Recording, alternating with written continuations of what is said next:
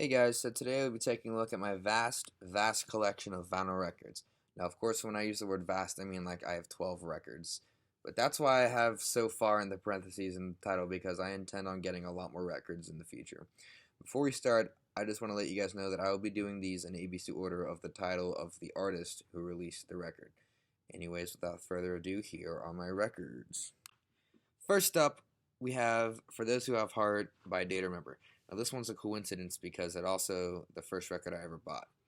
I bought this record before I even had a record player because I wanted to be like those cool hipster Duke kids, you know what I mean?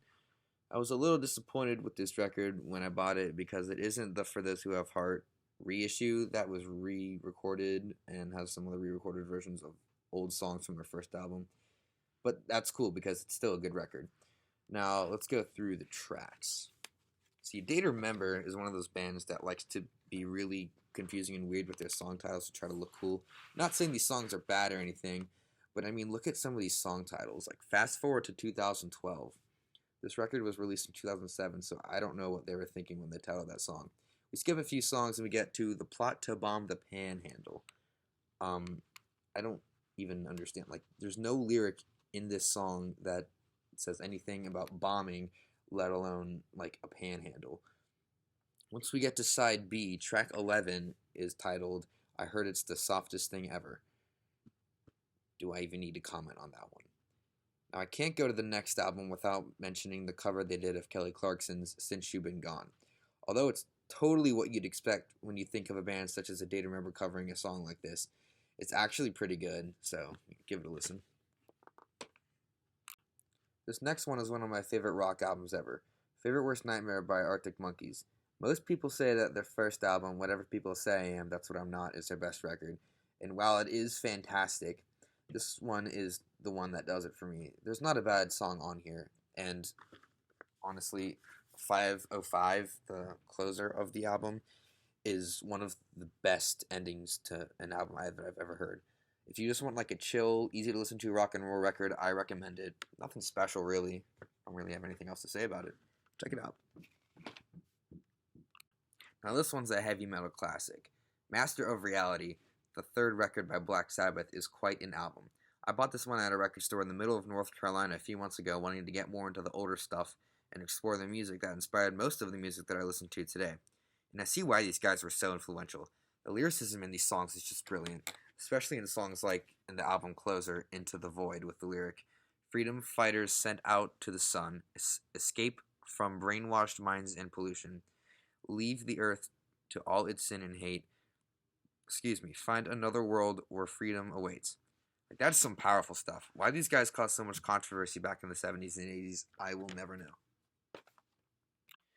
Alright, now we're getting into some heavy stuff. The Fiance by the Chariot. I started getting into these guys several months ago after seeing the vocalist Josh Goggins' new band 68 twice.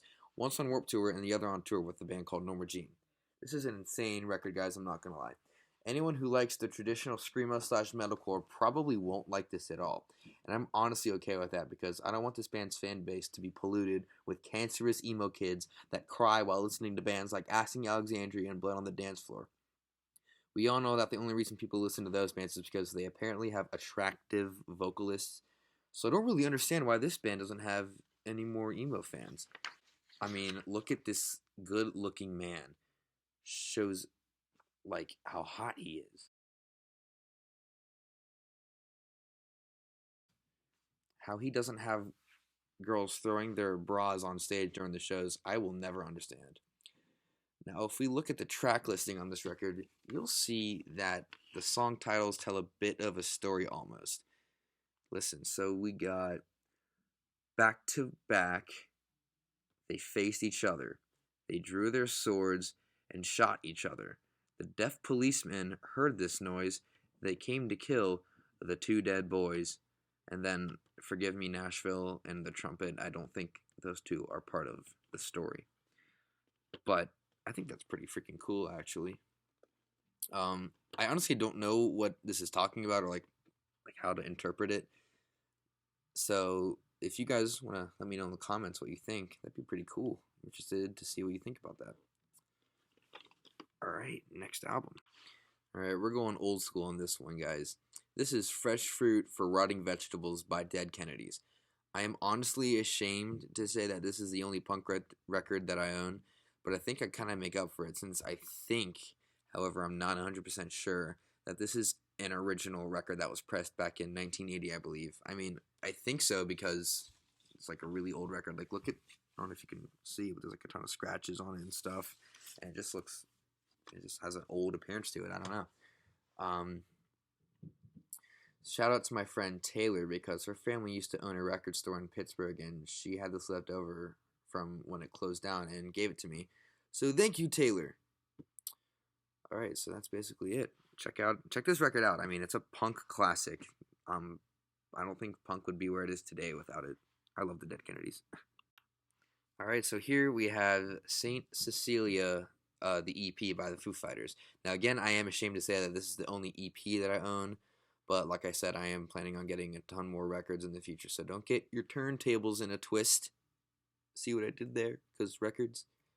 Anyways, this is the newest release from the Foo Fighters, and I think it's titled Saint Cecilia EP because it was recorded in the Saint Cecilia Hotel or something like that. Check me on that because I don't really know 100% sure.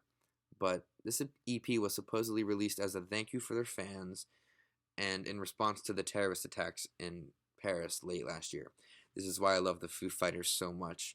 Not once have they let their fame get to their heads. They've always been just normal people playing good music with really good hearts, and the music industry needs more of that. Enough because this is one of my favorite albums of all time, so thank you, Sam. But Fake History by Let Live is a modern classic in my opinion. Every song on here has a strong statement to say about America today, whether it be race, sex, drugs, religion, copyright laws, or how modern television is practically brainwashing us. One of the most powerful songs on here is the 7-minute song entitled Day 54. The lyricism in this song is quite literally perfect. If we open it up here, we can see all the lyrics to it. Day 54 is right here. Excuse me. One of my favorite lyrics is actually from that song. It is, the boulder on my back has been washed away. The worst part is I don't miss the weight. The tide is high and they're washing face within the sea of time pissed away. Now, this entire record is just littered with lyrics and stuff like that. Jason Butler, the fantastic vocalist for this band, gives one of the best performances on any record I've ever heard. The amount of variety this man has in his voice is just outstanding. And he goes from highly pissed off screaming and yelling, like on the song H. Ledger, to a soft, bluesy singing voice like at the end of the emotional song Mother. This record is for anybody who wants a record that is influenced by multiple genres that are worlds apart from each other.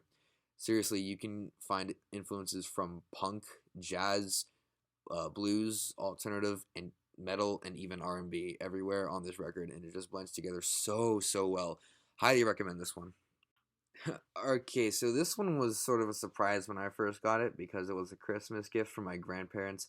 I honestly have no idea how or why they got this for me because not once have I ever told them what kind of music I like to listen to, which makes sense because I think I stopped listening to Linkin Park in like 6th grade, if I'm completely honest. But if you look past all the cheesy, angst-ridden lyrics and the chugging power chords that litter this album, it can be pretty fun to just blare from your speakers and just headbang to it. Not that I do that or anything. In all seriousness, though, I gotta give this album credit because it was one of the first albums I ever listened to in its entirety back when I was first getting into music.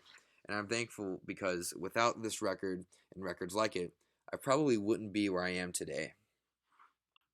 So I just mentioned this band when I was talking about the Fiance by the Chariot. Um, and when I saw them at that concert, that's when I got into this band. They actually played this entire album live, which is great. I don't really have any way to describe this record other than it's like riding a velociraptor while hyped up on Red Bull. The heavily distorted guitars and the intense anger that the vocalist Corey Putman puts forth on every song on this album will make you want to mosh like there's no tomorrow, and that's okay with me. And a fun fact is that it was nominated for like the best recording package at the 48th Grammy Awards. So there's that. Good record, check it out. So this is no doubt the chillest record that I own. White Noise by Paris was one of my first attempts at getting into some truly alternative music, and I'm glad that I picked them to start with because this is a solid record. The haunting singing from vocalist Lynn Gunn mixed with the almost overpowering synth make for a very dark and eerie record. One thing that I was both pleased and surprised to hear on this record is that they use real drums throughout this album, and not those fake electronic sounding drums that you hear on every top 40 hit on the radio. If you want a chill but dark album with great female vocals and like awesome electronic music in the background, then I recommend it. And last but not least, I have a couple records from the Canadian post hardcore outfit Silverstein. These guys have been around for a pretty long time, since 2000, I believe, especially considering the type of music that they play that didn't really seem to popularize until the late 2000s and early 2010s. Arrivals and Departures is a more generic album with whiny vocals and screams that almost sound like the vocalist Shane Told is destroying his throat, and it's very hard to listen to. But I don't know, it's not that hard to listen to. It just does not even compare to this record. Um, A Shipwreck in the Sand is their fourth studio album, and it is fantastic. The production quality is so much better than this one, and way more heavy. And the screams don't sound like Shane was trying to swallow nails. If you want an angry and emotional post-hardcore record, then check out Shipwreck. But if you're a Silverstein fan and you haven't already checked both of them out, then you should.